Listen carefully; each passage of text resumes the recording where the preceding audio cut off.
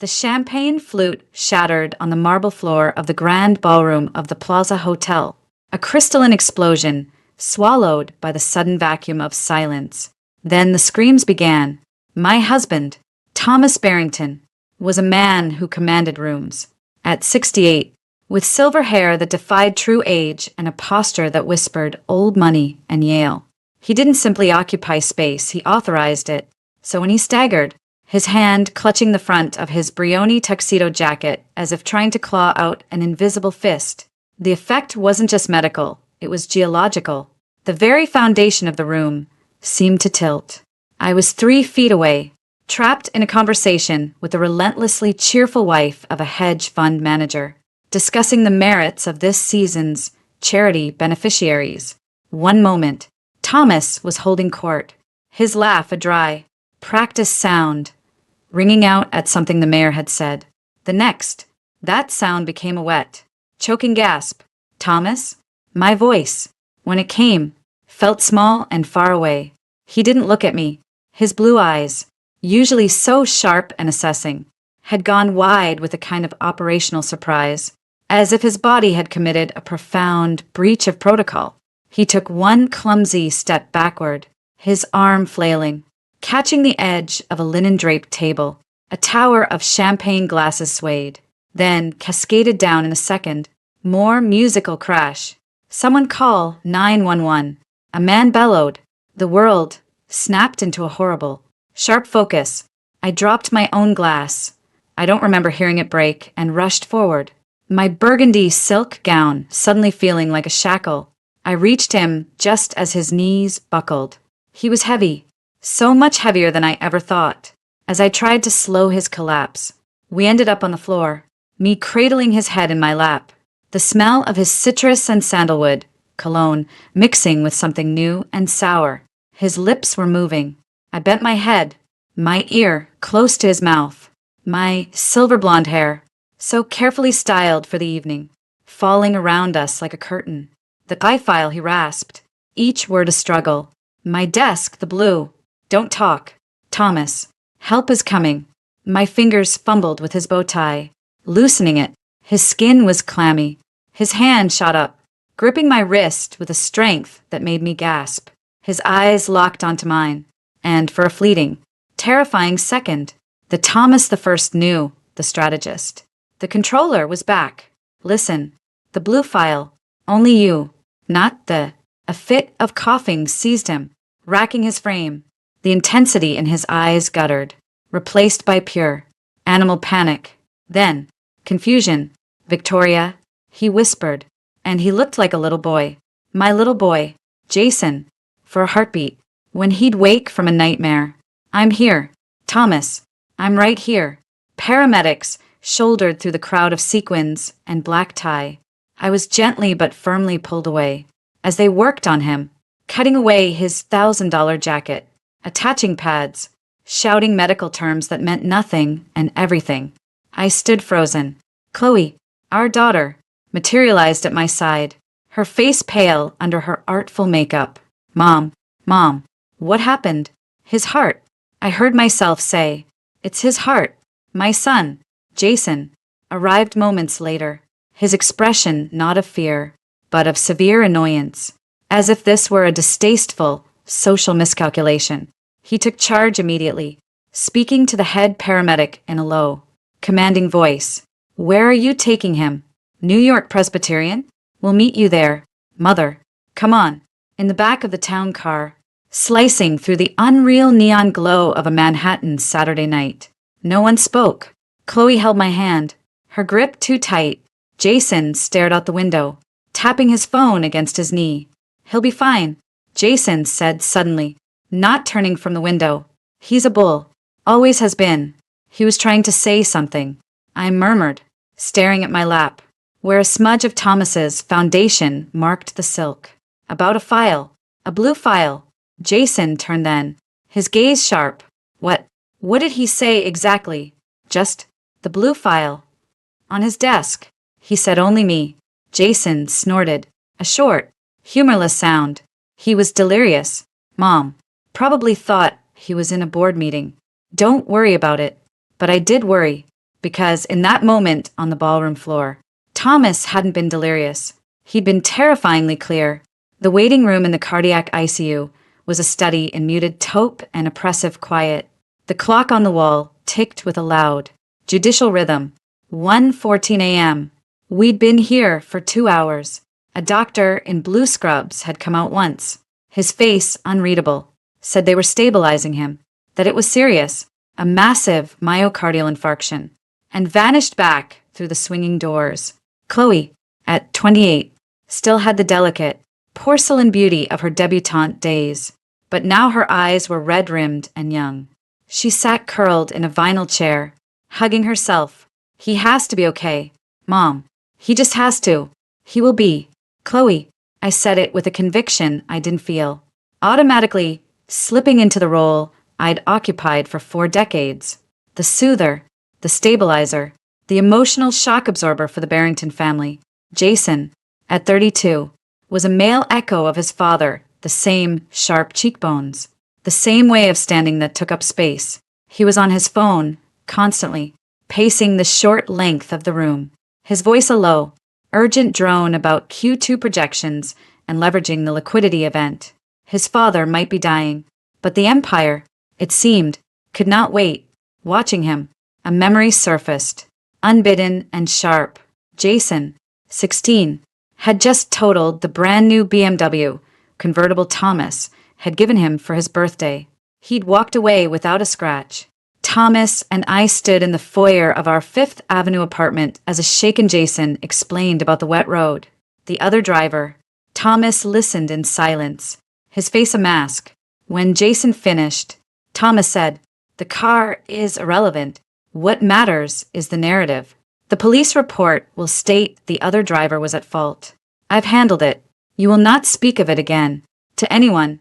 Is that clear? But Dad, it was Is that clear?" Jason's jaw clenched.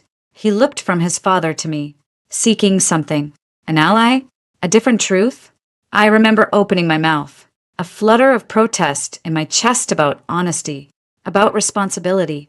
Thomas's eyes flicked to me, not angry, just expectant.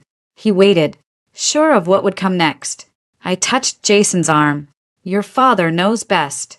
Darling, listen to him." The look Jason gave me, then, a flash of pure, scalding contempt, before it was shuttered behind a mask of cool acceptance. "Yes, sir." Thomas had nodded, satisfied, crisis managed, truth contained, order restored. Sitting in the hospital, I pushed the memory away. It was an old, useless guilt. A different doctor emerged, an older woman with a tired, kind face. "Mrs. Barrington?" I stood, my legs weak. "Yes, I'm Victoria Barrington. This is our son, Jason, and daughter, Chloe. I'm Dr. Evans. Your husband is stabilized, but he's critical. The damage to the heart muscle is extensive. We've placed him in a medically induced coma to let his body rest. The next 24 to 48 hours are crucial. Can we see him?" Chloe asked, her voice trembling. "For a moment, one at a time. He's on a ventilator, so he can't speak. He may not be aware of you." I went first.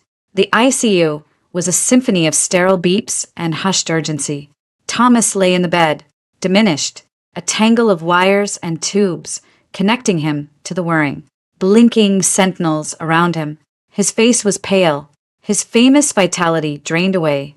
This was just a man, a fragile, breakable man. I took his limp, cool hand in mine. "I'm here, Thomas," I whispered, the way I had on the ballroom floor. "You fight. Do you hear me? You fight." There was no pressure in return, no flicker of an eyelid, only the mechanical hiss and sigh of the ventilator, breathing for him. I stood there for my allotted 5 minutes, waiting for a feeling, a surge of love, of terror, of 40 years of shared life to flood me. But I felt hollow. I was performing a part. The devoted wife at the bedside. I'd performed so many parts for him. The gracious hostess, the supportive spouse, the unquestioning partner. Another memory. This one from about 5 years ago, not long after my successful battle with breast cancer. A battle Thomas had managed like a corporate takeover. selecting the doctors, discussing the prognosis with them as if I weren't in the room, announcing to our friends my excellent progress with the pride of a CEO presenting a strong quarterly report. I had felt well enough to consider returning to work, not to the charity boards he curated for me, but real work. I had studied art history at Vassar a lifetime ago. A small, prestigious gallery in Chelsea had a consulting position open. I'd mentioned it over dinner at Lou Bernardine. Thomas had set his fork down, the tiny clink of silver on china impossibly loud. Work, Victoria, at a gallery? It's just part-time. Something for me. I'm feeling so much better, and I'd love to use my degree again. I tried to smile. He didn't return it. He took a sip of wine, his eyes on me over the rim of the glass. A woman's ambition should be to be a good wife, a good mother, to cultivate a beautiful home. We don't need the money. What would people think? That I can't provide for you? It's not about money, Thomas. It's about me. You are a Barrington, he said, and the finality in his voice was a vault door slamming shut. Your time is better spent on the museum board. It's more appropriate. I've already made a donation in your name to ensure you're nominated. The conversation was over. I took a bite of my halibut. It tasted of nothing. A week later, the invitation to join the museum board arrived on heavy, engraved stock. I accepted, standing by his hospital bed. I remembered the taste of that fish. The memory was more vivid than the touch of his hand. I was relieved when the nurse gently touched my elbow. Time's up, ma'am. Your son is waiting. In the hallway, Jason passed me without a word. Chloe hugged me. How is he, Mom? He looks to sleep, I said. We resumed our vigil in the taupe room. Jason came out after his 5 minutes, his face unreadable. He didn't sit. This is going to be a long haul. The bills, the care, we need to be prepared. Do you know where Dad keeps the power of attorney documents? The healthcare proxy? The question was so cold, so practical, it stole my breath. In his study, the safe behind the de Kooning drawing. You know the combination as well as I do. Good. I'll take care of it. You should go home. Get some rest. Chloe, take Mom home. I'm not leaving, I said, and the steel in my own voice surprised me. Jason's eyebrow arched, a perfect mimicry of his father. Sitting here won't change anything. You need to be strong for when he wakes up. I said, I'm not leaving. I held his gaze. For a long moment, we were just two wills clashing in a silent, ugly struggle. He looked away first, a slight sneer on his lips. Suit yourself.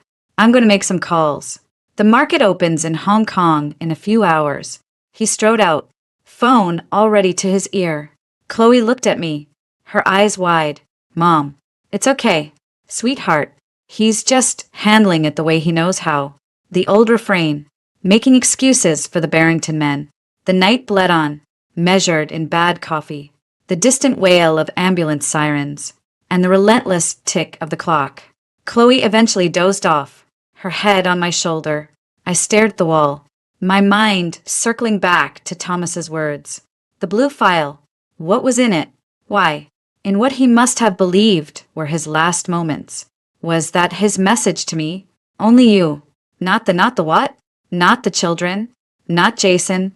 A deep, cold unease settled in my gut.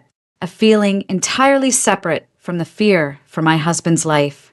It was the feeling of a door, long thought sealed, cracking open just an inch, revealing a darkness behind it. Just after 3 a.m., the alarm started, a shrill, sustained bleat from the direction of Thomas's room. Dr. Evans and a team of nurses sprinted past our open door. Chloe jerked awake. What's happening? My heart was a frantic bird in my chest. We stood, clutching each other, unable to move. The sounds from the room were a chaotic symphony of urgent voices, rattling equipment, and flat, electronic drones. It seemed to last forever. It was over in minutes. Dr. Evans walked out, her shoulders slumped. She didn't have to say anything. Her face said it all. She came to us, took my hands in hers. Her hands were warm. Mrs. Barrington. Victoria, I'm so sorry. We did everything we could. We couldn't get him back. It was another massive infarction. He didn't suffer. The words landed, but they didn't penetrate. They floated around me like lint. Sorry. Everything. Couldn't. Didn't suffer. Chloe let out a wail, a raw, animal sound that shattered the sterile quiet. She collapsed into a chair, sobbing. I felt nothing. A vast, white noise of nothing. Jason reappeared in the doorway, his phone in his hand. He took in the scene. The doctor, Chloe's grief, my stunned silence. He didn't ask. He knew. His face tightened, his jaw working. Then he did something that, even in my numbness, shocked me. He looked at his watch. Time of death? He asked. His voice clipped. Professional. Dr. Evans blinked, taken aback. 3:17 a.m. Jason gave a single, tight nod. He looked at me, and for a fleeting second, I saw something in his eyes that wasn't grief. It was calculation, and something else, impatience. Don't, Mom, he said, his voice low, as if chastising a child making a scene. Just don't. He wasn't talking about my grief, because I wasn't grieving. Not yet. He was talking about me. My existence in that moment was an inconvenience, a variable in an equation he now had to solve. Dr. Evans was speaking about next steps, about paperwork, about saying goodbye. I heard her as if from the bottom of a deep, cold well. Thomas was gone, the architect of my life, the keeper of the schedule, the author of every rule, was gone. And as Chloe's sobs filled the room and Jason stared at his phone, already disengaging, I felt the first, faint tremor of something breaking loose inside me. It wasn't sorrow, it was fear, and beneath the fear, a terrible, whispering question. What happens to the bird when the gilded cage door finally springs open, and it realizes it has never learned to fly? The blue file. I had to find the blue file. The silence in the library of the Fifth Avenue apartment was a physical presence, thick and cold as the February fog pressing against the windows. 1 week, 7 days since Thomas's heart stopped at 3:17 a.m. The funeral at St. Thomas Fifth Avenue had been a masterpiece of somber prestige. The wake at the Metropolitan Club, a curated exhibit of grief. Now, the real business of death began. We sat in a stiff triangle, me on the Chesterfield sofa that Thomas had insisted was a modern classic, Chloe perched on its edge, twisting a lace handkerchief into a ruin, and Jason in Thomas's own wingback chair behind the vast, empty desk. The chair seemed to swallow him, or perhaps he was expanding to fill it. Richard Lowell, the Barrington family attorney for 30 years, stood by the fireplace, a manila folder in his hands. He looked older, diminished without Thomas as his counterpoint. Victoria, Chloe, Jason. Richard began, his voice a practiced, soothing baritone. Thank you for coming. I know this is difficult, but Thomas was a meticulous planner. He wanted everything in order. Just get on with it, Richard, Jason said, not looking up from his phone. Some of us have a company to run. The board is getting antsy. Jason, please, Chloe whispered, her eyes pleading. It's fine, I said. My voice sounded calm, distant. I was still wearing black, a simple wool dress. I'd been wearing black for a week. It felt like a uniform. We're listening. Richard cleared his throat, opening the folder. As you know, Thomas's will, last updated 5 years ago, leaves the entirety of his estate, held in the Barrington Family Trust, to his surviving spouse, Victoria, in a lifetime trust, with assets passing to the children upon her death. There are specific bequests to charities, of course, and the standard provisions. I nodded. We discussed this, in vague terms, years ago. You'll be taken care of, Victoria. The children will be set for life. It was part of the contract. Unspoken, but understood. Richard adjusted his glasses. However, that is not the document we are here to discuss today. The air in the room changed. Jason's thumb stopped scrolling. Chloe's hand stilled. What are you talking about? Jason asked, slowly setting his phone on the desk. 3 days before his passing, Richard continued, avoiding our eyes, focusing on the paper. Thomas executed a new will, a holographic will, handwritten, and witnessed by two partners from my firm who had no prior relationship with the family. It is, unfortunately, entirely valid under New York state law. A cold finger traced my spine. 3 days before, after the gala, after he'd clutched his chest and whispered about a blue file. What does it say? My question was a whisper. Richard took a deep breath. It revokes all prior wills and testaments. It states, and I quote, "Upon my death, all my worldly assets, held in any and all forms, are to be liquidated. The entire net proceeds are to be donated, in perpetuity, to the New Horizon Foundation, for the purposes specified in the charter." He looked up, his face pale. "There is no provision for you, Victoria, or for the children." The silence that followed was absolute. Then Chloe made a small, choked sound, like a wounded bird. Jason stood up so fast the chair screeched against the herringbone floor. "That's bullshit. That's insane. What foundation? What charter? My father would never do that. This is a fraud." He lunged across the desk, snatching the paper from Richard's hands. Richard flinched, but didn't stop him. The New Horizon Foundation is a registered 501c3. Thomas established it 5 years ago. Its charter mandates funding for the rehabilitation of white-collar criminals and support for their families. I stared at him. What? 5 years ago? I repeated, the timeline clicking into place with a sickening finality. That was just after I finished my treatments. My bilateral mastectomy. The chemo that had left me hollowed out. Thomas, by my bedside, reading merger reports. "Don't worry about a thing. Victoria, I have everything under control. This is a mistake." Jason snarled, scanning the document. "This signature, it's shaky." He was coerced. He was sick. The witnesses are prepared to attest that he was of sound mind. "Jason," Richard said gently. He came to the office himself. He was very clear, very specific. I argued with him. He told me it was none of my goddamned business. Richard's use of the curse word, so out of character, underscored the shock Thomas had delivered. How much? The question left my lips before I knew I was going to ask it. Richard looked at the floor. The total valuation of the trust, including real estate, securities, private equity holdings, and liquid assets, is approximately $38 million. Chloe finally found her voice. A high, thin wail. 38. Daddy. No. Why? She burst into heaving sobs. $38 million. The apartments, the house in the Hamptons, the ski chalet in Aspen, the art, the security, the life, all of it, gone. Left to help embezzlers and insider traders? Jason threw the will down on the desk. It skidded and landed in front of me.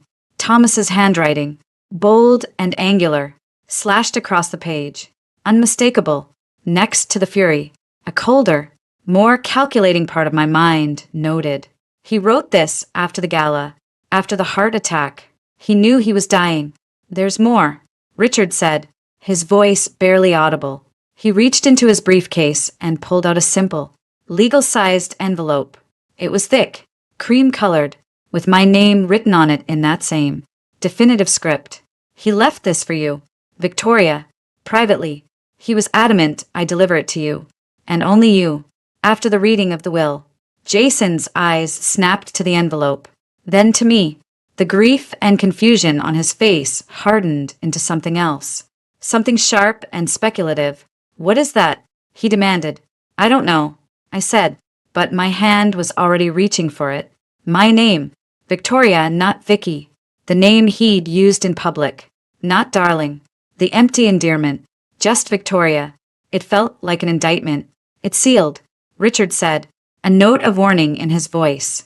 He was very specific about the conditions. I took the envelope. It was heavy, not just with paper, but with intent. I could feel Jason's gaze boring into me, hot and accusing. "This is your fault," he said, the words quiet, venomous. I looked up, stunned. "My fault? You must have done something, said something. This is a punishment. It's the only thing that makes sense. He started pacing, running a hand through his perfectly styled hair. He was fine. Everything was fine. Then you had your little episode last year. My episode. I stood up, the envelope crumpling slightly in my grip. I was depressed. Jason, my doctor called it a situational adjustment disorder. After the cancer, after everything, you cried at the Whitney Gala. He spat, as if it were a capital offense, in front of the Van Rensselaers. You embarrassed him. He had to take you home. He never said anything. But I knew. He was disappointed. He waved a hand at the will.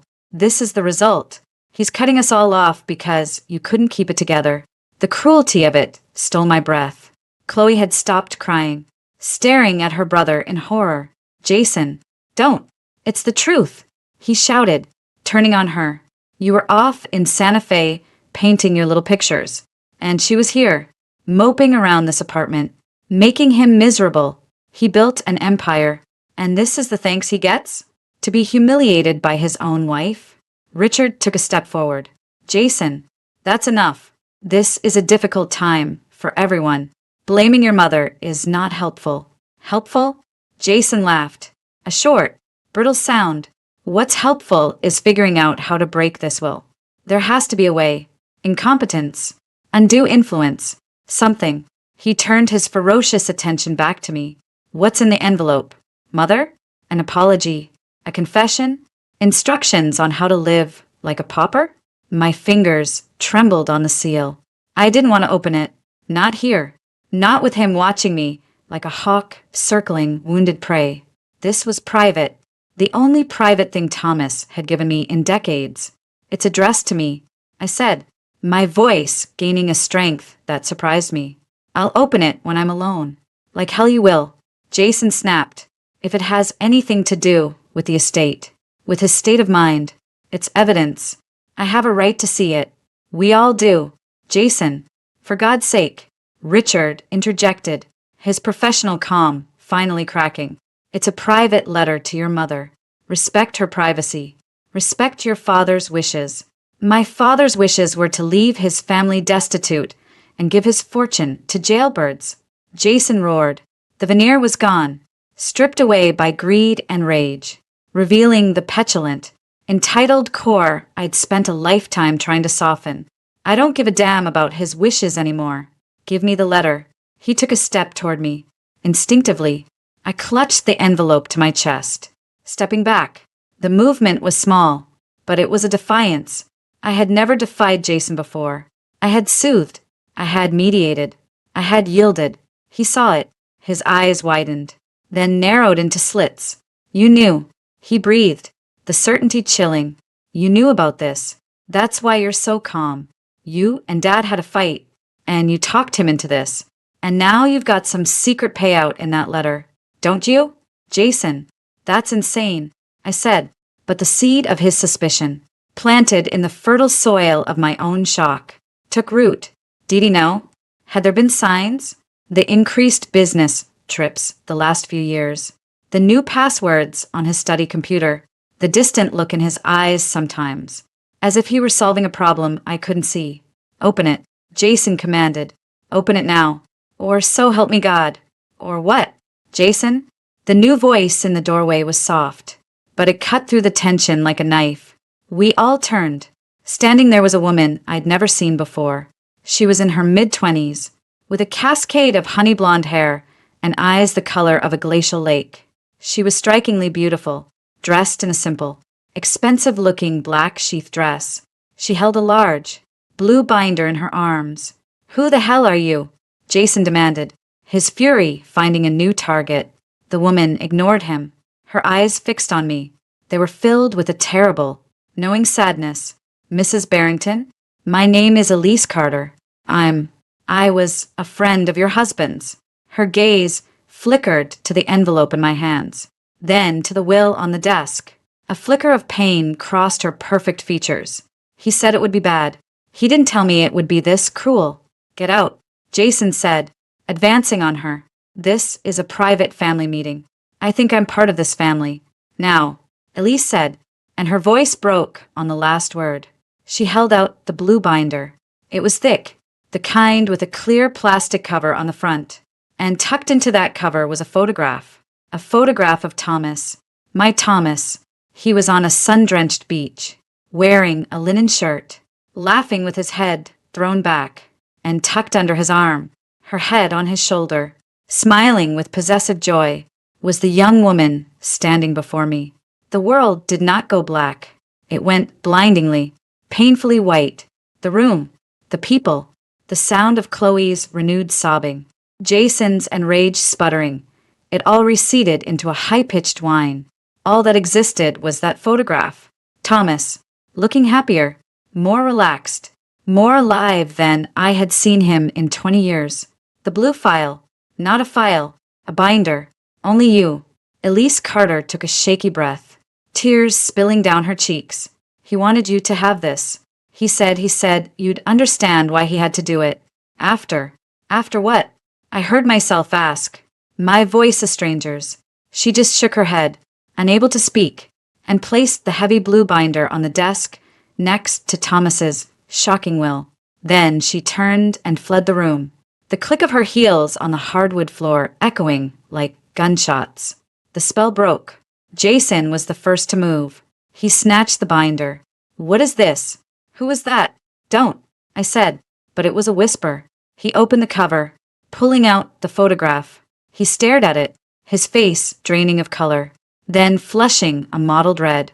You have got to be kidding me. He flipped the binder open, his eyes scanning the first page. His expression shifted from rage to confusion, to dawning, horrified comprehension. No, this is not happening. What is it?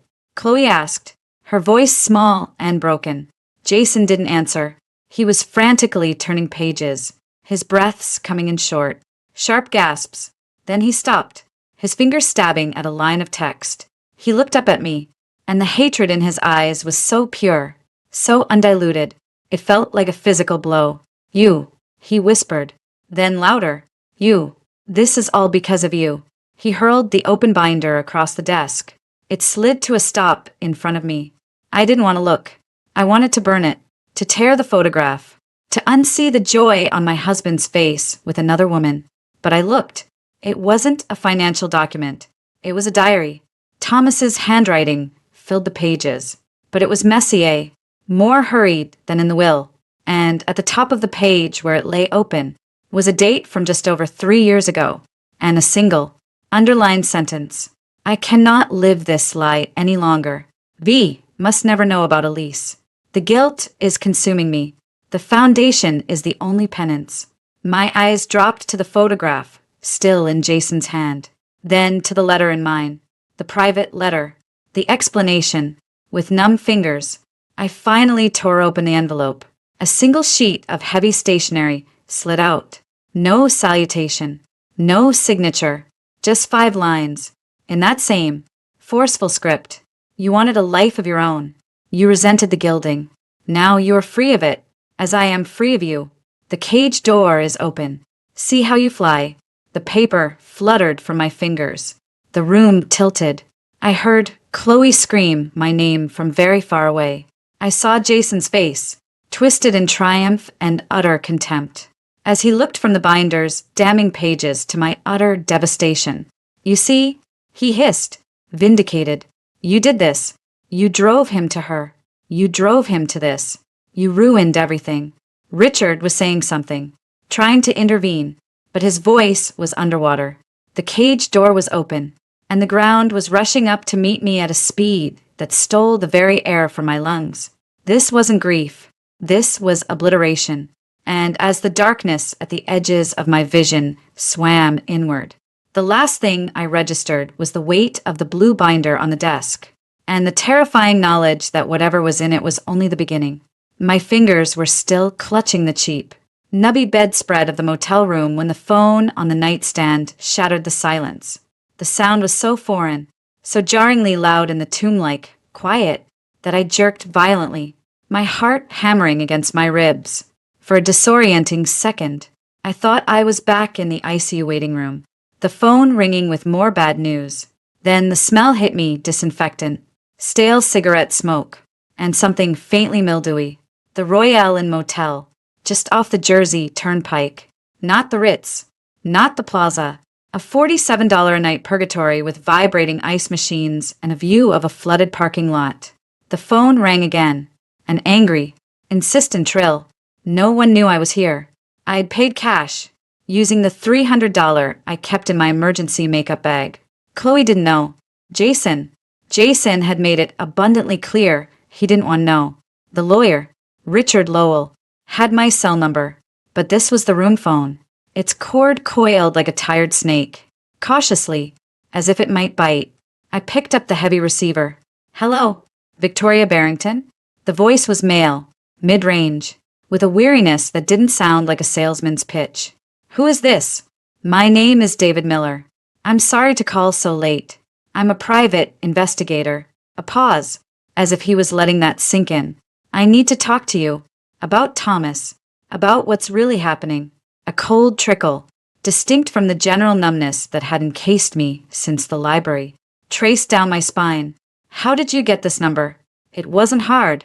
You used a credit card with your name at the gas station, 2 miles away. You're driving a black Lexus SUV with Connecticut plates, currently parked in spot 14. I'm not your enemy, Mrs. Barrington. I'm parked outside, in a blue Ford Fusion. I'd rather not have this conversation in a Royale Inn hallway. Will you let me in? I moved to the window, peeling back a corner of the stiff, mustard yellow curtain. Outside, under the flickering fluorescence of the motel sign, sat a nondescript blue sedan. The engine was off. I could make out a single figure in the driver's seat. If you're a reporter, I'm not a reporter. I've been investigating your husband for the past 2 years. I have information you need to see. Tonight, before it's too late for you. Too late for you. The words hung in the static-filled silence of the line. I thought of the blue binder, now sitting on the passenger seat of my car. A Pandora's box I couldn't bring myself to open yet. I thought of the hatred in Jason's eyes, the finality of the will, the laughing, carefree Thomas in that photograph with a girl young enough to be his daughter. Room 112, I said, and hung up. 2 minutes later, a soft knock. I peered through the peephole, the fisheye lens distorting a man in his late 50s, with a tired, lived-in face and a trench coat damp with a light drizzle. I unchained the door and opened it. David Miller stepped in, bringing with him the smell of rain and cold coffee. He didn't try to shake my hand. His eyes, opale, discerning gray, swept the room once, the lumpy bed, my single suitcase open on the stand, the plastic-wrapped glasses by the sink, and settled on me with a look that held no pity, only a grim assessment. You look like hell, he said, matter-of-factly, but I suppose that's appropriate. Charming, I said, crossing my arms. The gesture felt defensive, weak. I was still in the black dress from the reading of the will, now hopelessly wrinkled. You have 5 minutes. Start talking. He reached into the inner pocket of his trench coat and pulled out a manila envelope, the kind that had haunted my dreams since Richard Lowell produced one. He didn't hand it to me. He held it. 2 years ago, I was hired by a third party. Their identity isn't relevant to you right now, to conduct a routine due diligence investigation on Thomas Barrington. Standard corporate stuff, or so I thought. It quickly became anything but. Due diligence? For what? A potential merger that never happened. My client got cold feet, but I kept digging. I have a thing about puzzles. He tapped the envelope against his palm. Your husband, Mrs. Barrington, was a man of many compartments. The one you lived in was the gilded one, the public one, but there were others. Get to the point, Mr. Miller. The point is, he didn't die of a broken heart, and he didn't write that will out of sudden philanthropic guilt. He finally handed me the envelope. Open it. My hands were trembling. I hated that they were trembling. I slid out a stack of 8 by 10 photographs. The first one was a surveillance shot, grainy but clear. Thomas, emerging from a charming, clapboard-sided cottage on a wooded lot. The light was golden. Late afternoon. He was wearing jeans and a simple gray sweater I'd never seen before. He was smiling, not the polished society smile, but a soft, genuine, relaxed grin. The date stamp in the corner read, October 12th, 2023. Where is this? My voice was a whisper. Saugerties, upstate. A little artist's colony, near Woodstock. Quaint, isn't it? The next photo was a tighter shot, taken from a different angle. The front door of the cottage was open. Standing in the doorway, wearing one of Thomas's white dress shirts, her long legs bare, was Elise Carter. She was laughing, her head thrown back. The intimacy in the image was a physical slap. He bought the cottage in 2021, David said, his voice flat, a narrator of my ruin. Title is in the name of a Delaware LLC, traced back to a holding company in the Caymans. Neat little setup, very private. I flipped to the next photo, a restaurant patio, somewhere tropical, palm trees, strings of lights, Thomas and Elise at a small table. He was leaning forward, his hand covering hers on the tablecloth. The date, February 14th, 2024, Valentine's Day. That year, Thomas had been stuck in Zurich on a last-minute deal. He'd had flowers delivered, orchids. I'd thought they looked lonely in the vast foyer. St. Bart's. David supplied. He owned a villa there, too, through another shell company. You ever vacation in St. Bart's? Mrs. Barrington? We'd gone once, early in our marriage.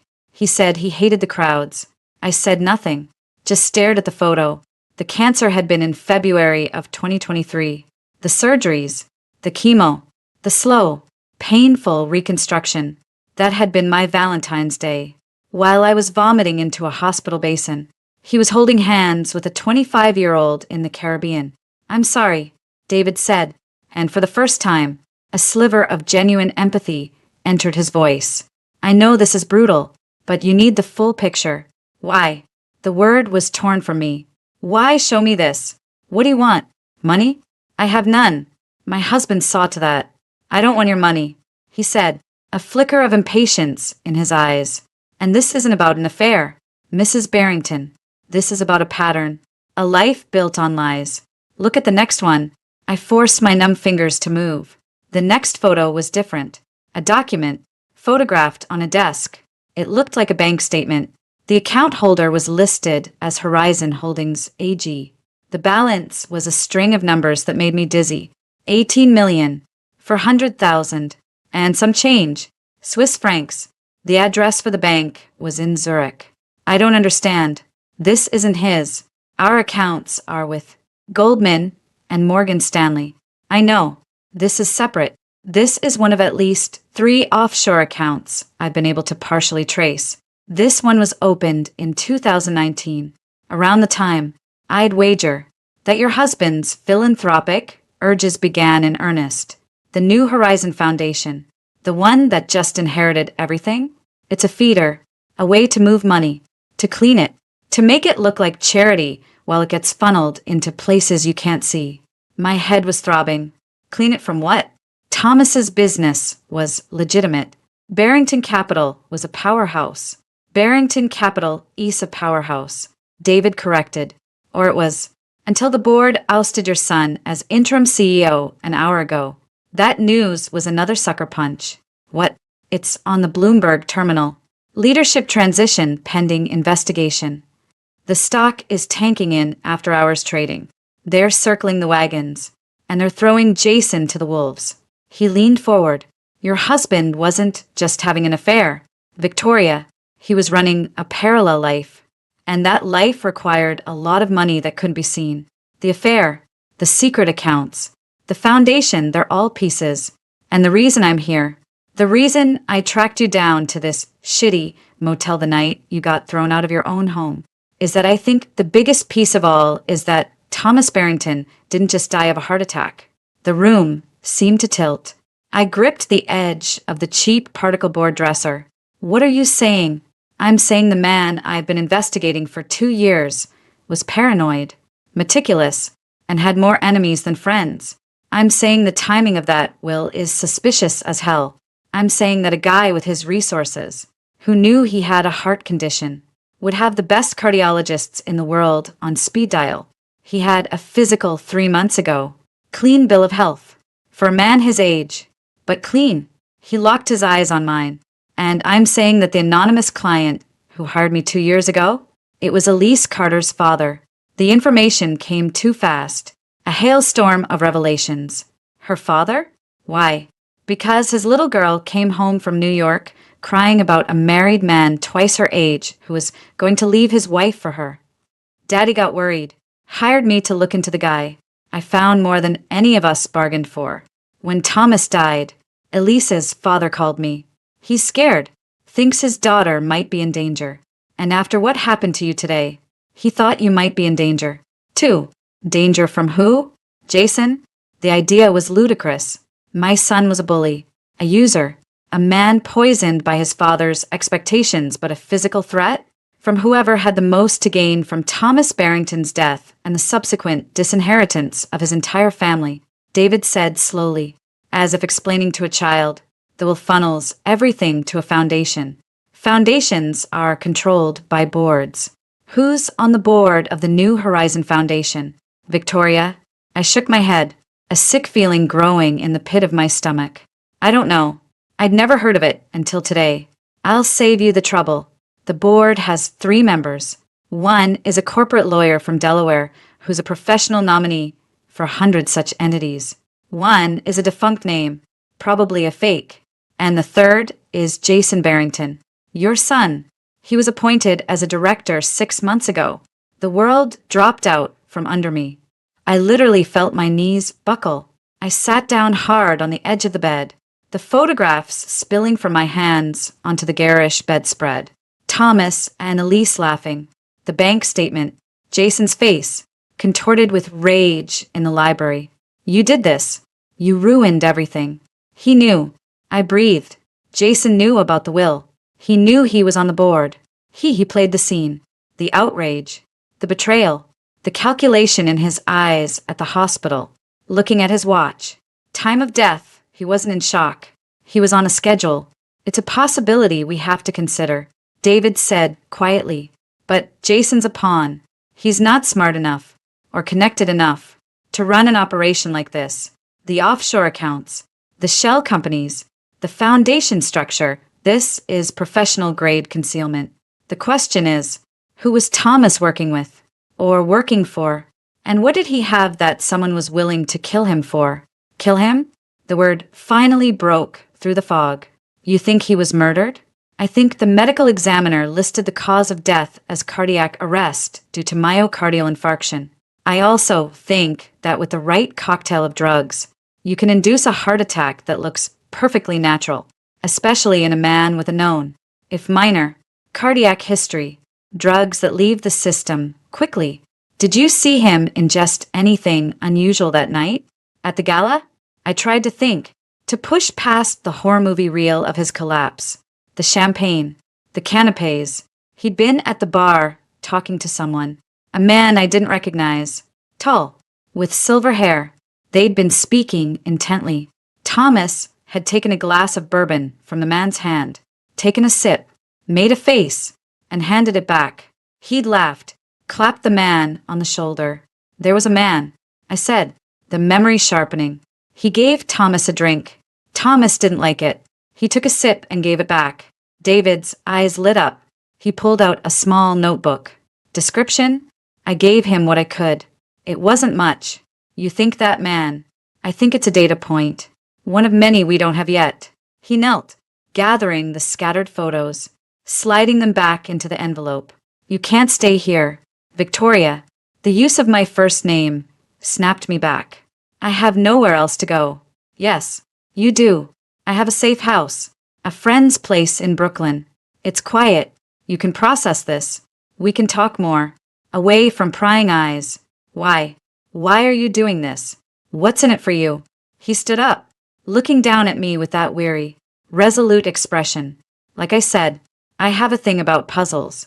And this is the most complicated, ugly, high-stakes puzzle I've ever seen. Also, Elise's father is paying my retainer.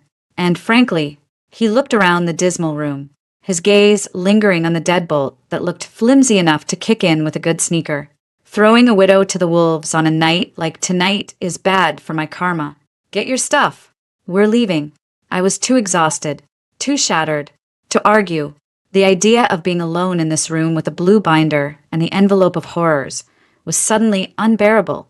I nodded, moving like an automaton, placing the few toiletries I'd unpacked back into my suitcase. My movements felt slow. Underwater, David moved to the door, opening it a crack to check the parking lot. He went still. Shit. What? Get down. His voice was low. Urgent. He closed the door softly, re-engaging the deadbolt and the security chain with silent, careful movements. What is it? I whispered, frozen by the bed. Car. Black SUV. Just pulled in. No plates. 2 men getting out. They're not here for the ambience. He turned from the door, his eyes scanning the room. There was no back door. 1 window, painted shut. We were in a box. My heart was a frantic drum against my breastbone. The front desk would give them your room number for a 50. He pointed to the bathroom. Get in there. Lock the door. Don't make a sound. A heavy knock shook the thin motel room door. Mrs. Barrington? A man's voice, polite but firm. Open up. Please. Management. There's been a complaint about the noise. David shook his head sharply. Don't answer. The knob rattled. Then nothing. A moment of silence stretched, so taut I could hear the blood rushing in my ears. Then, a new sound. A soft, metallic scratching at the lock. A lockpick. David's hand went inside his trench coat. When it came out, it was holding a small, black pistol. The sight of it, so stark and real in the shabby motel room, made my breath catch. This wasn't a movie. This was happening. The scratching stopped. There was a soft click. The deadbolt turned. David moved, not towards the door, but to the side of it, flattening himself against the wall. He motioned violently for me to get into the bathroom. I stumbled backward, grabbing my suitcase, and practically fell into the tiny, tiled room. I pulled the hollow core door shut, fumbling with the cheap lock, a simple button in the knob. I pressed it. It engaged with a feeble snick. I backed against the cold porcelain of the sink, my eyes fixed on the thin strip of light under the door. Out in the room, I heard the main door swing open. A voice, the same one that had called out, but now cold and professional. Clear. Footsteps. 2 sets. They moved with purpose. Bags here. Clothes. She was here recently. Check the bathroom. My blood turned to ice. I looked around the tiny space for a weapon. A plastic cup, a bar of tiny, wrapped soap, the shower curtain rod. Maybe it was flimsy aluminum. A shadow blocked the light under the door. A hand touched the knob. It turned. The lock held, but the whole door rattled in its frame. Locked. Stand back. I braced myself, my eyes squeezing shut. This was it. In a Roach Motel in New Jersey. My story would end. Not as Victoria Barrington, society wife, but as a problem to be cleaned up. But the blow never came. Instead, a deafening, piercing shriek split the air. It was the smoke alarm, mounted on the ceiling in the main room. The sound was brain-scramblingly loud, an endless, high-frequency scream. What the hell? One of the men outside yelled, his voice muffled by the alarm. Forget it. Let's go. The other shouted. Footsteps. Running. The main door slammed shut. The alarm continued to wail. I couldn't move, paralyzed against the sink. Then, a sharp rap on the bathroom door. Victoria, it's me. Open up. David. I fumbled with the lock, my fingers slick with sweat, and pulled the door open. Smoke, acrid and chemical, stung my eyes. David was standing by the door, a small, pen-like device in one hand, his gun in the other. On the carpet, a smoke grenade the size of a roll of quarters was spewing a thick, white plume. He'd triggered the fire alarm. They're gone. For now. He kicked the smoking canister toward the open motel room door, where it fizzled out on the wet walkway. The alarm was still screaming, and now I could hear other doors opening, voices shouting in confusion. We have about 90 seconds before this place is crawling with people. Come on, now. He grabbed my suitcase with one hand, my arm with the other, and pulled me out of the room. We didn't go towards the parking lot. He turned and hustled me in the opposite direction, around the back of the long, L-shaped motel, into the dark, garbage-strewn alley behind the dumpsters. A chain-link fence separated us from the back of a darkened warehouse. He didn't hesitate, pushing me towards a section where the fence was peeled back. Through. Go. I scrambled through the gap, my dress catching on the metal. He followed, then led me at a run down another alley, across a deserted street, and into the parking lot of an all-night diner. A blue Ford Fusion sat alone under a flickering light. He popped the trunk, threw my suitcase in, and shoved me into the passenger seat. A moment later, he was behind the wheel, the engine growling to life. We pulled out of the lot, turning onto the service road, merging with the sparse, late-night traffic on the turnpike. Neither of us spoke. I stared out the window at the blur of neon and darkness, the motel's flashing red light receding in the side mirror. My body was shaking, a deep, uncontrollable tremor that started in my bones. David finally broke the silence, his eyes fixed on the road. You believe me now? I looked down at my hands, clenched, white in my lap. I thought of the blue binder in my car, still sitting in the motel parking lot. I thought of the laughing photo of Thomas, of Jason's name on a foundation board, of men with lockpicks at my door in the middle of the night. The cage door was open, and outside, in the roaring dark, there were wolves. I took a ragged breath. The numbness was gone, burned away by a cold, clear fury. Yes, I said, my voice steadier than I felt. I believe you. What do we do next? The car didn't stop for nearly an hour. David drove with a focused, silent intensity, his eyes constantly checking the mirrors, taking sudden turns down side streets in Queens, doubling back, losing us in the maze of outer borough neighborhoods that felt like a different country from my Manhattan. I sat slumped in the passenger seat, the adrenaline that had propelled me out of the motel room now a toxic sludge in my veins. I stared at my own ghostly reflection in the window, superimposed over bodegas and auto body shops and dimly lit apartments. Victoria Barrington, running. Finally, he pulled onto a tree-lined street in a part of Brooklyn I didn't know. Brownstones stood shoulder to shoulder, their stoops leading up to ornate doors. It was quiet, residential. He parked in front of a 4-story building with a faded awning, its bricks darkened with age. Here, he said, killing the engine. The sudden silence was loud. Come on, don't look like you're about to faint. The interior of the building smelled of lemon polish and old wood. We climbed 3 flights of narrow stairs, my suitcase bumping awkwardly behind me. David produced a key and unlocked a dark green door. The apartment we entered was small, cluttered, but clean. Books and files were stacked on every surface. A large, scarred wooden desk held 2 computer monitors. A sofa bed was open, sheets rumpled. The air held the faint, permanent scent of strong coffee. Home sweet home, David said drily, tossing his keys into a bowl by the door. Bathrooms there, kitchens through there, coffee's made. It's probably tar, but it's caffeinated. He shrugged out of his trench coat, revealing a worn flannel shirt and shoulder holster. The gun, a compact, ugly thing, went into a locked drawer in the desk. I just stood in the middle of the small living room, my suitcase at my feet, feeling utterly displaced. The chintz decor of the Royale Inn had been generic despair. This was someone's lived-in space, a man's space. It felt alien. I can't stay here.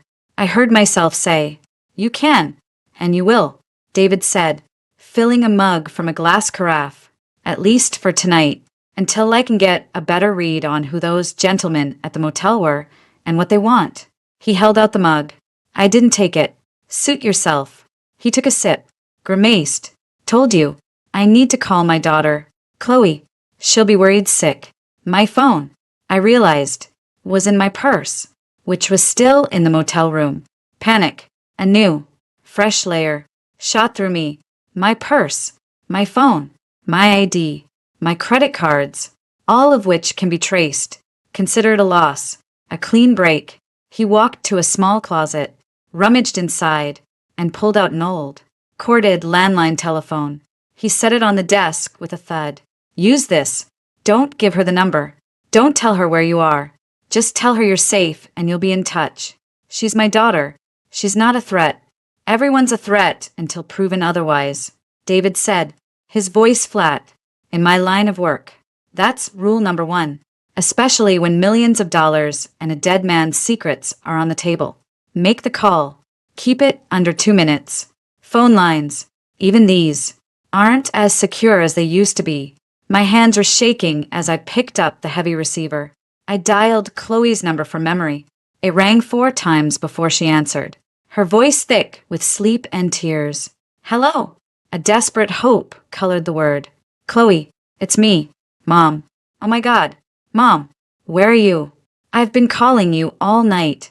Jason said you ran off, that you were hysterical, that you took some papers and just left. What's happening? The words tumbled out in a frantic, sobbing rush. I'm safe. Honey, I'm with a friend. I looked at David, who was watching me, arms crossed. I just needed some time, some space to think. A friend? What friend?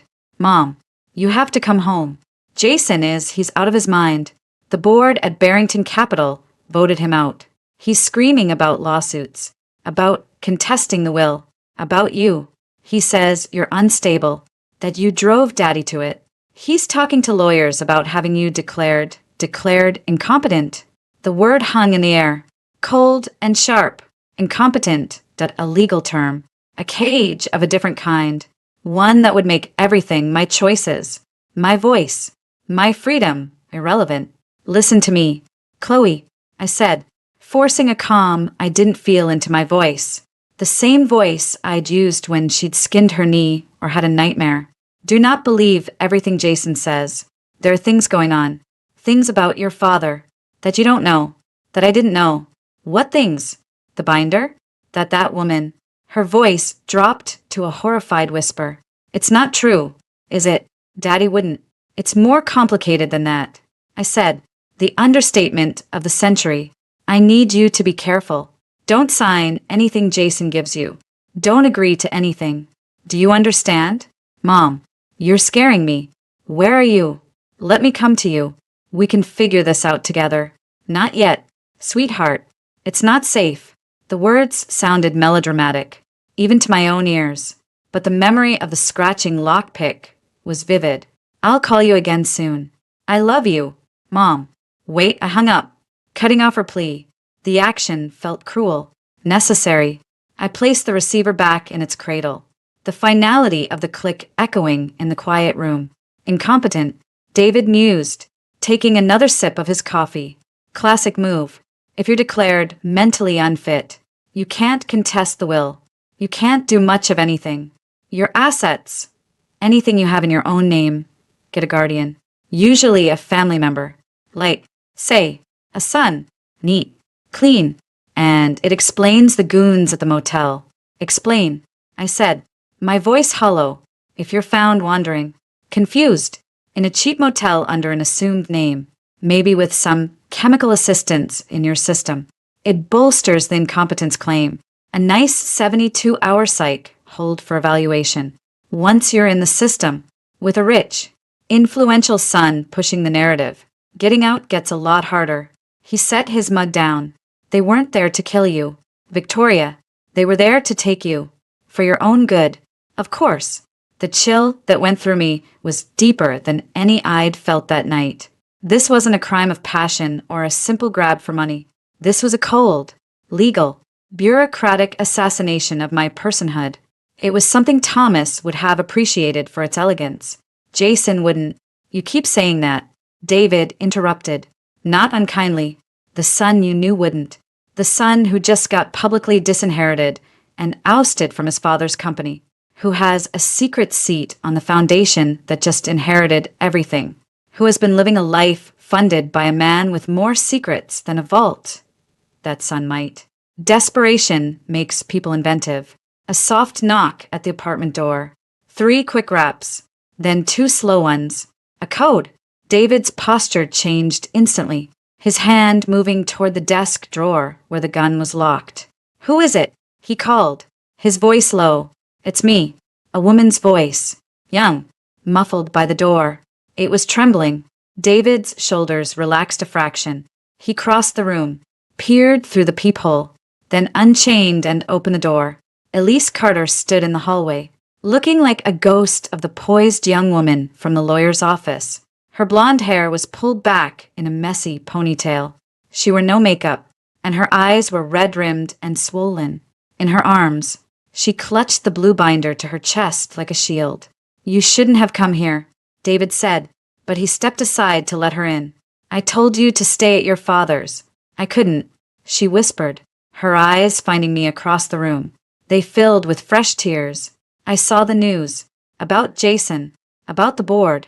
I had to see her." She took a few hesitant steps into the room. The air grew thick with a painful, electric tension. Here we were, the wife and the mistress, in a shabby Brooklyn safe house. The absurdity of it almost made me laugh, a hysterical bubble rising in my throat. I swallowed it down. Elise stopped a few feet from me. She looked even younger up close, fragile beneath her beauty. "Mrs. Barrington, Victoria, I am so sorry for everything, for showing up today, for all of it." A tear escaped, tracing a path down her cheek. "I never wanted to hurt you. I didn't know about any of this. The will, the money. I loved him." The word loved, spoken in that broken, sincere whisper, was the final twist of the knife. It wasn't just an affair. It was a love story. My husband had another love story. "How long?" The question came out rough, scraped raw. She flinched. 3 years. We met at the gallery where I work. He came in for a client event. We just started talking about art.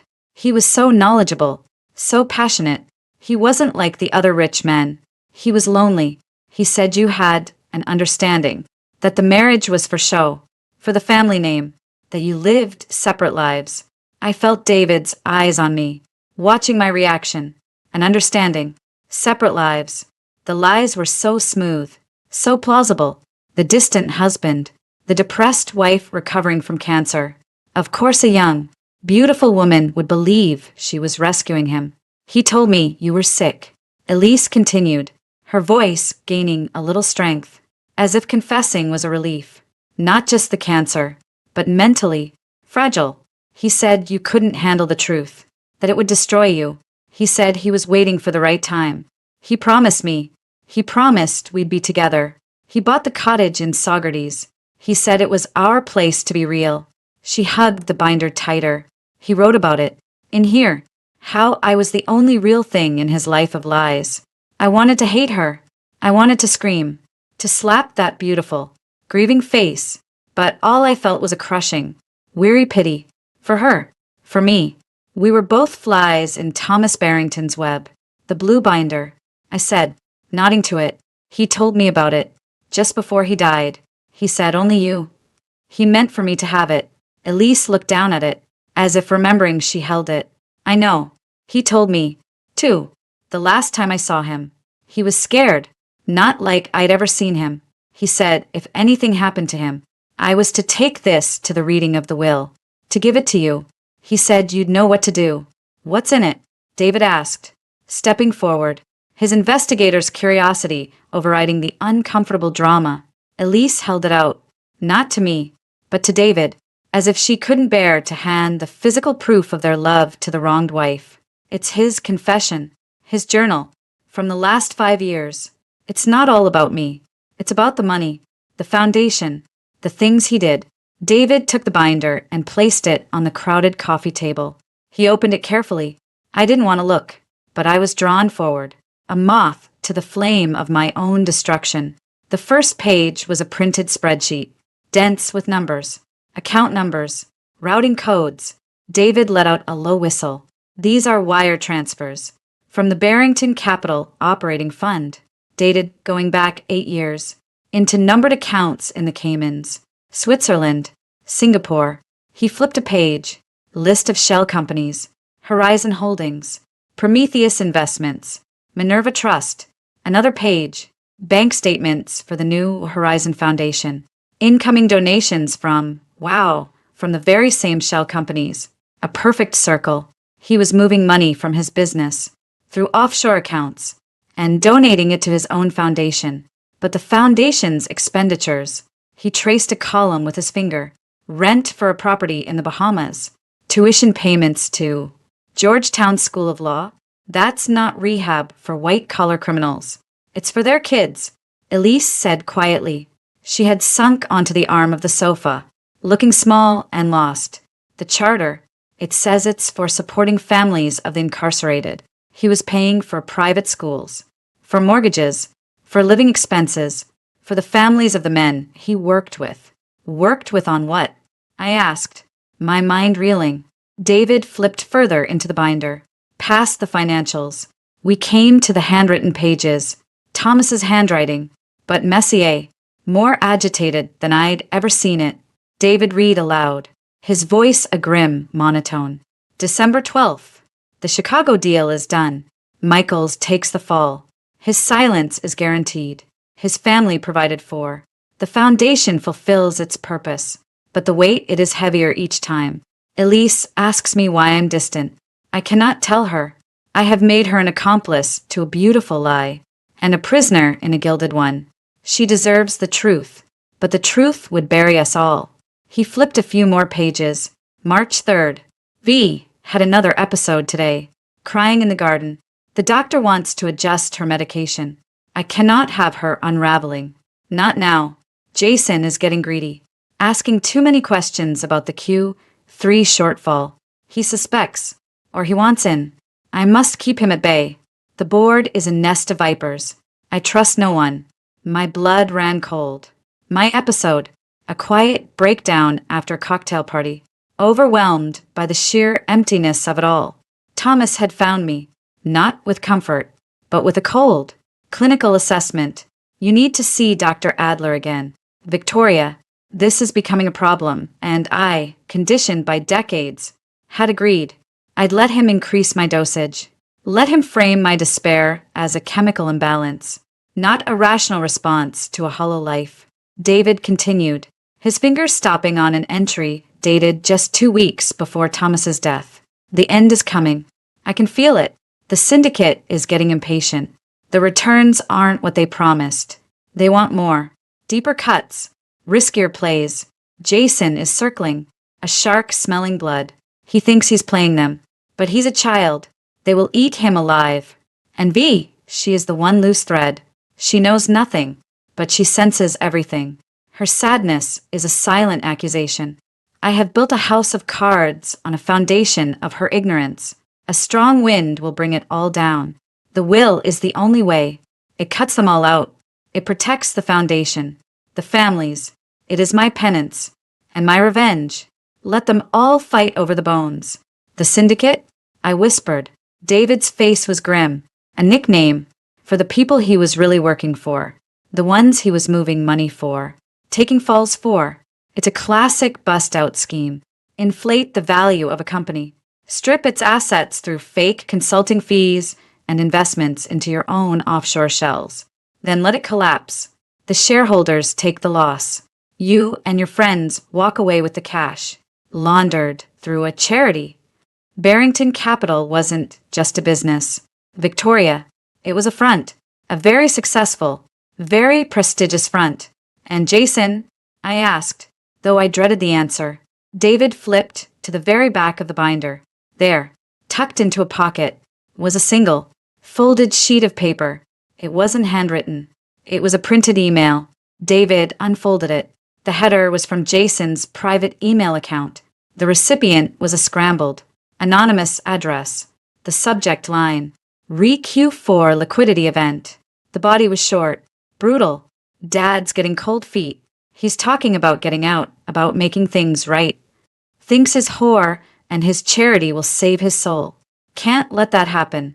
The syndicate won't accept a deviation. You assured me control upon transition. Assurances need to be validated. The medication is ready. He takes the bourbon every night. Make it fast. Make it clean. Then we proceed as discussed. The old man's heart is a tragedy. The foundation is my legacy. And my price. The room ceased to exist. There was only the paper in David's hands, and the words burning in the air. The medication is ready. He takes the bourbon every night. Make it fast. Make it clean. No. I breathed. The denial was instinctive, biological. A mother's refusal. It's a forgery. Someone is setting him up. Jason, he's arrogant. He's greedy. He's cruel, but he wouldn't. The email is real. Elise said, her voice a broken thread. Thomas found it. He had access to Jason's email. He never told me how. He printed it out a month ago. He showed it to me. He cried. He said he'd created a monster. I looked at David. His expression was one of profound pity. It fits the timeline. It fits the method. A medication introduced into his nightly drink to induce a stress, cardiomyopathy, a heart attack. Clean, fast, and with Jason on the board of the foundation that gets everything. The motive is laid out in black and white. He gets rid of a father who is losing his nerve, secures the fortune for himself through the foundation, and frames it as his father's final act of eccentric philanthropy. It's almost brilliant. We have to go to the police, I said, the words automatic. With what? David challenged, gently laying the email on top of the binder. A printed email from an anonymous account? A dead man's diary? The testimony of a grieving mistress and a disinherited widow? Jason Barrington has a battalion of lawyers. This would be shredded before the ink was dry on the police report. And then where would you be? In a psych ward, diagnosed as a paranoid hysteric, while he consolidates power. So what do we do? The question was a plea. David looked from me to Elise, then back to the damning evidence on the coffee table. We do what Thomas couldn't. We get proof, real proof, the source of the medication, the syndicate Jason mentions, the money trail that leads from Barrington Capital's corpses to the foundation's beneficiaries. We find the man who gave Thomas the drink at the gala. He leaned forward, his gray eyes intent. Your husband left you a blueprint for his own destruction, Victoria, and he left it for a reason. He knew you were the only one with the standing, and maybe the guts, to use it.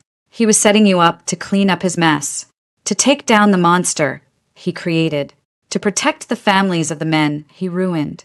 The enormity of it crashed over me.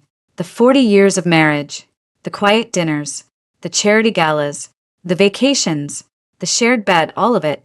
A meticulously constructed stage set. Behind the velvet curtains was a world of fraud, conspiracy, and now, murder. And my son, the little boy I'd sung to sleep, was at the center of it. I looked at Elise, the keeper of his last, fragile truth. I looked at David, the cynical guide in this underworld. I looked at the blue binder, the final, twisted love letter from a man I'd never really known. The cage door was open. And it wasn't freedom waiting outside. It was a war. I took a deep, shuddering breath.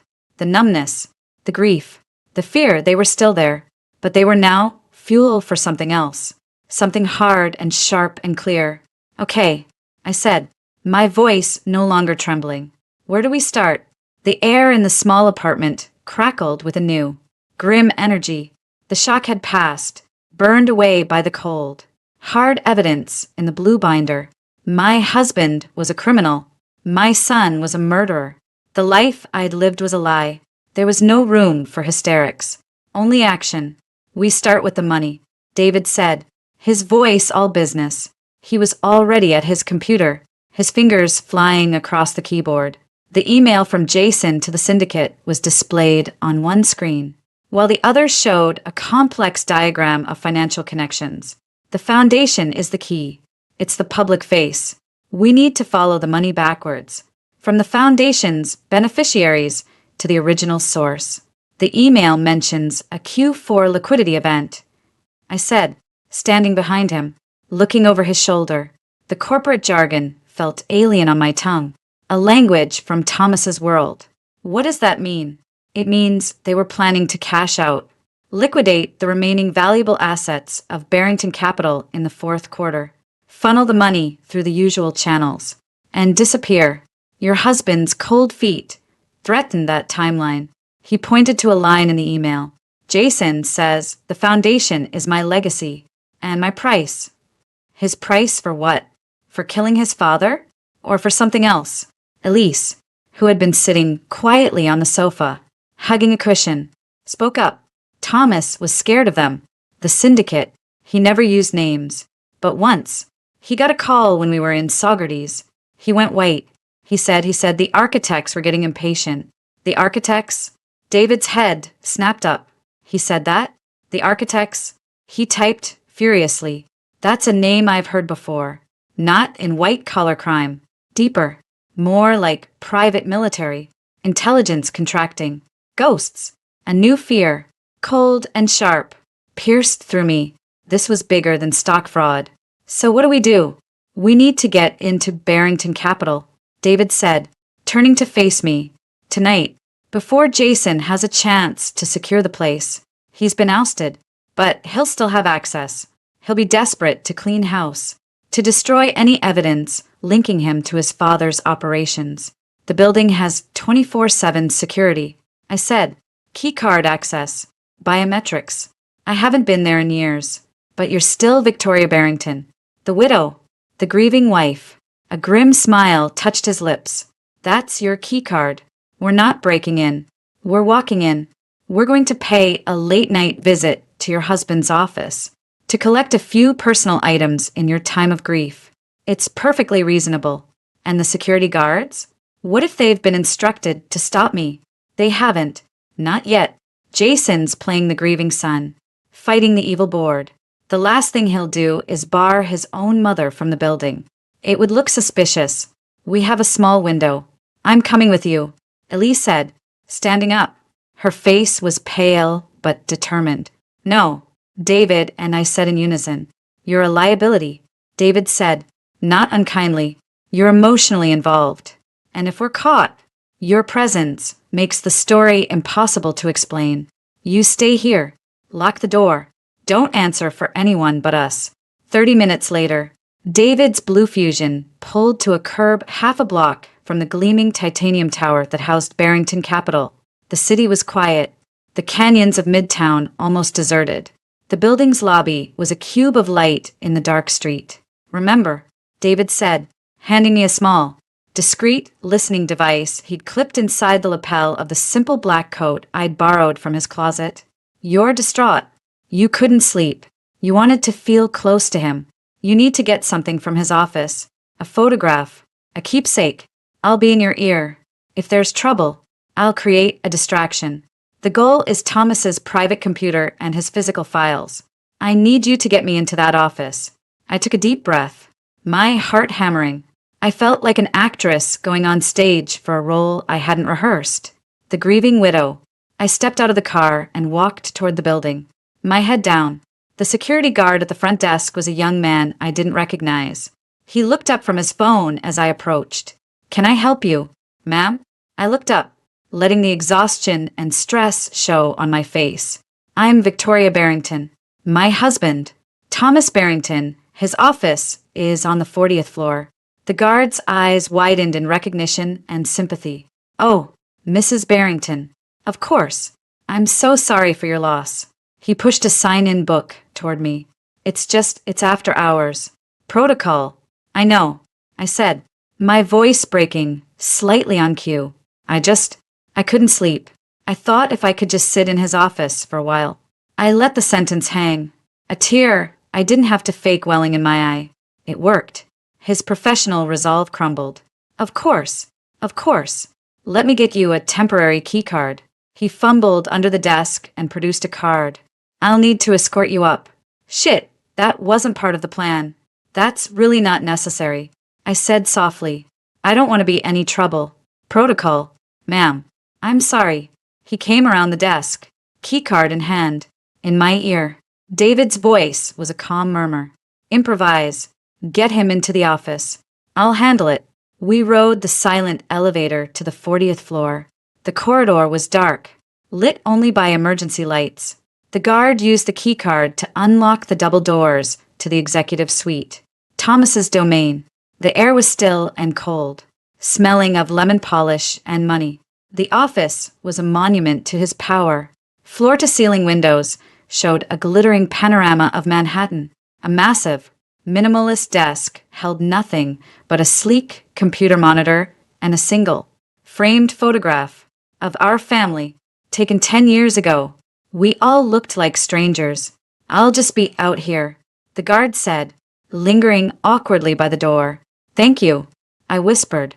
I walked to the desk, my back to the guard.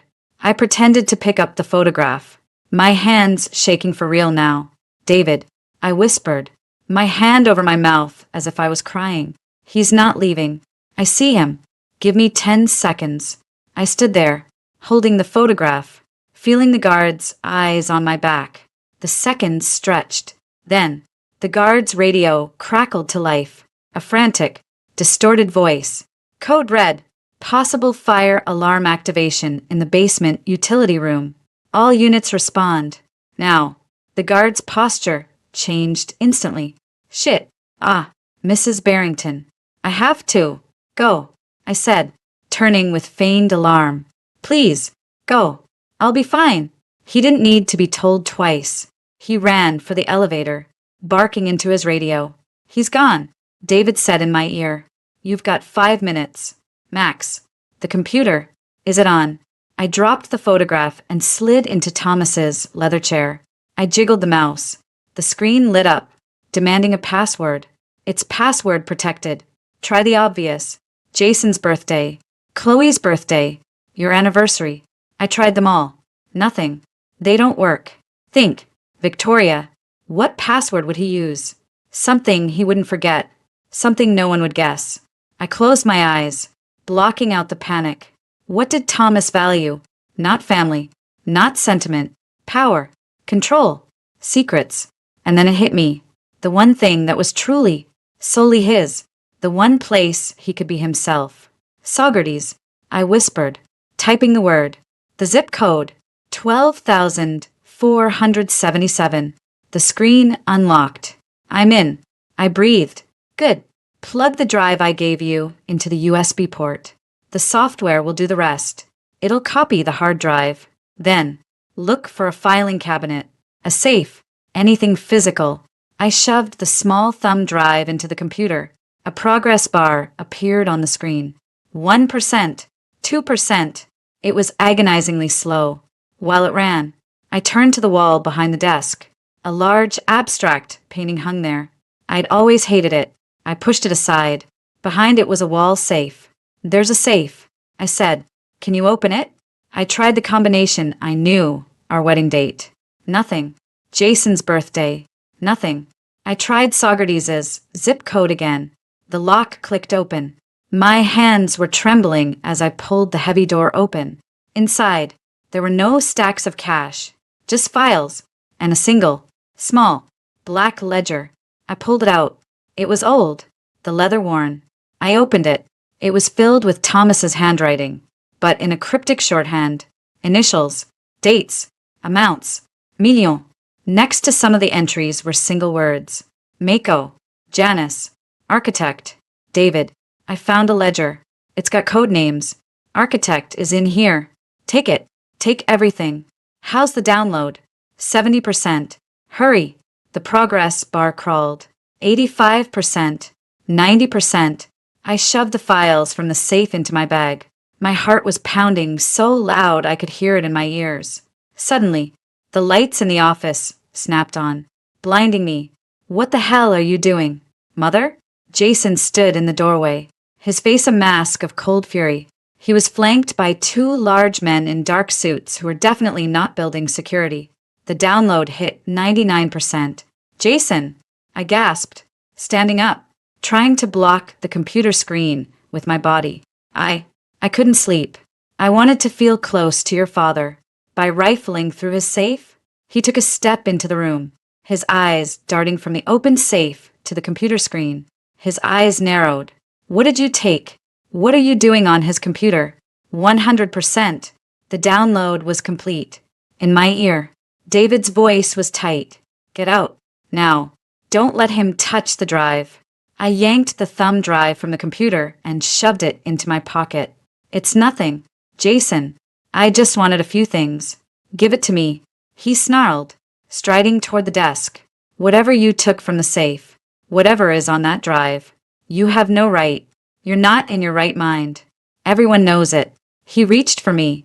Don't you touch me, I said, my voice low and shaking with a rage I didn't know I possessed. He stopped, surprised by the venom in my tone. A cruel smile played on his lips. Or what? You'll what? Cry. Have another one of your episodes. He looked at the two men. My mother is unwell. She's confused. She needs to be taken somewhere safe. For her own good. The two men started toward me. David, I whispered. The building's fire alarm suddenly blared to life. An ear-splitting, relentless shriek. The strobe lights on the ceiling began to flash. Jason flinched, covering his ears. What the? It was my only chance. I ducked under his arm and ran for the door. One of the suits grabbed for me, but I was smaller, faster, fueled by pure adrenaline. I slipped past him and sprinted out into the corridor. Stop her! Jason yelled over the alarm. I didn't look back. I hit the stairwell door, not waiting for the elevator, and started running down, my footsteps echoing in the concrete cavern. I could hear shouts and heavy footsteps above me. I ran faster, my lungs burning, clutching the bag with the ledger and files to my chest. 40 floors. It felt like 1,000. I burst out into the lobby. It was chaos. Security guards were herding a handful of late-night workers toward the exits. I melted into the small crowd and spilled out onto the sidewalk. David's car screeched to a halt at the curb. The passenger door flew open. Get in. I dove inside, and he slammed the accelerator before I even had the door closed. We shot away from the curb, disappearing into the maze of midtown streets.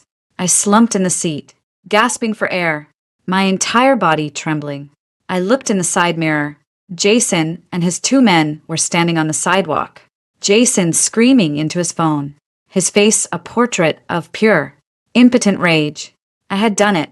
I had stared the monster in the eye, and I had escaped. I pulled the thumb drive and the small black ledger from my pocket and held them in my lap. They felt heavy. They felt like weapons.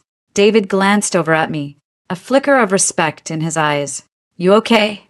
I took a deep, shuddering breath, the adrenaline slowly receding, replaced by a cold, hard certainty.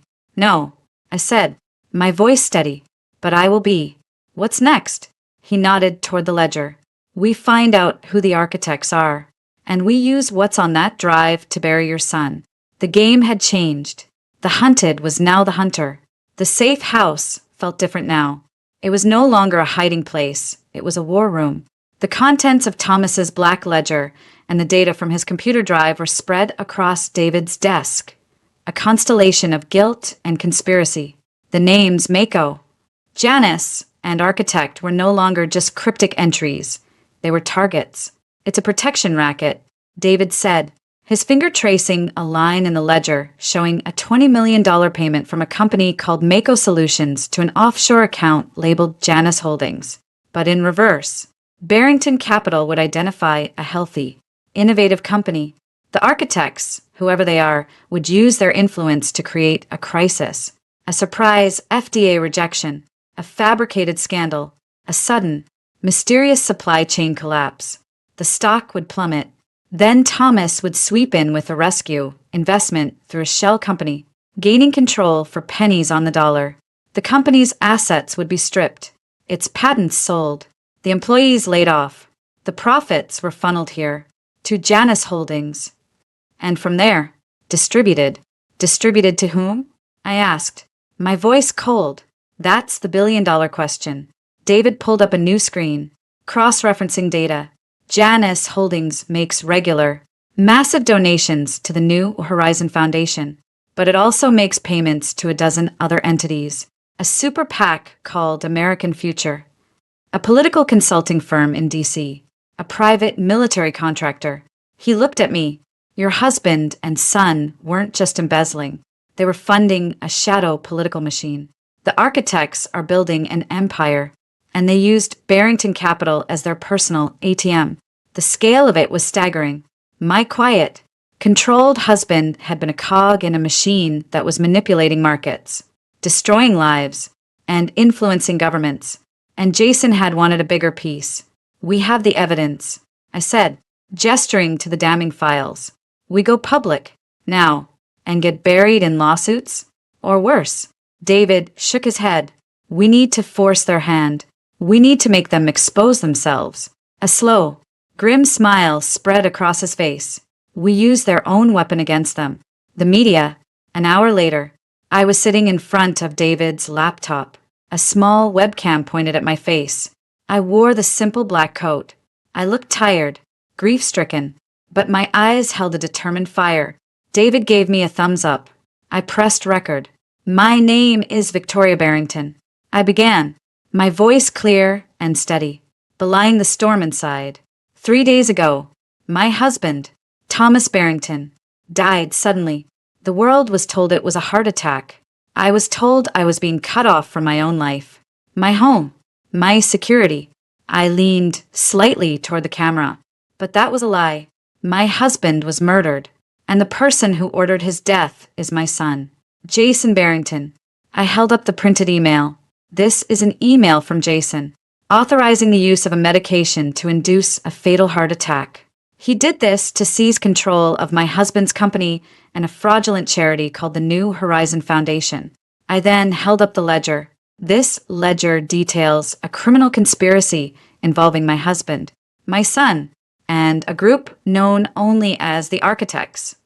They have been systematically destroying companies, ruining lives, and corrupting our political system. I looked directly into the lens. My gaze unwavering. Jason, I know you're watching. The police won't help me. Your architect friends have seen to that. So I'm taking this directly to the people you've hurt. The employees of Sterling Tech, of Groove Life, of all the other companies you bled dry. I have all the evidence, the bank accounts, the shell companies, the names, and I am releasing it all. Right now. I paused, letting the silence hang. This isn't just about me anymore. It's about every life you've destroyed. You took everything from me. Now I'm taking everything from you. I stopped the recording. David immediately went to work, uploading the video to a dozen independent news sites and social media platforms. Using anonymizing software, he attached the key documents, the email, select pages from the ledger, the financial trails, the genie's out of the bottle, he said, hitting the final key. Now we wait for the explosion. It took less than 10 minutes. My phone, a new burner David had given me, started buzzing. Then it didn't stop. Calls from numbers I didn't recognize. Texts from Chloe. MOM, what did you do? Jason is going crazy. David refreshed a news aggregator site. The headlines started popping up like mushrooms after rain. Widow accuses son of patricide in shock video. Barrington Capital implodes. CEO accused of murder. Fraud. Who are the architects? A conspiracy unfolds. Then my burner phone rang again. This time, the number was familiar. It was Jason's private line. I looked at David. He nodded. Put it on speaker. Let him dig his grave. I answered. Jason. His voice was a barely controlled scream, stripped of all its polished arrogance. You stupid, crazy bitch. What have you done? Do you have any idea what you've unleashed? I have a pretty good idea, I said calmly. I've unleashed the truth. They'll destroy you. They'll destroy both of us. You think this is a game? These people, they don't play by your rules. They'll kill you. They'll kill Chloe. They'll erase us. Then you'd better give me a reason not to release the rest of the files, I said, my voice like ice, starting with the real names behind the architects. Give me a name, Jason, or the next upload has everything. There was a long, ragged silence on the other end of the line. I could hear him breathing, could almost smell his terror. He was trapped, and he knew it. The architects would see his failure as a liability. You want a name? He finally hissed, his voice dropping to a desperate whisper. Fine,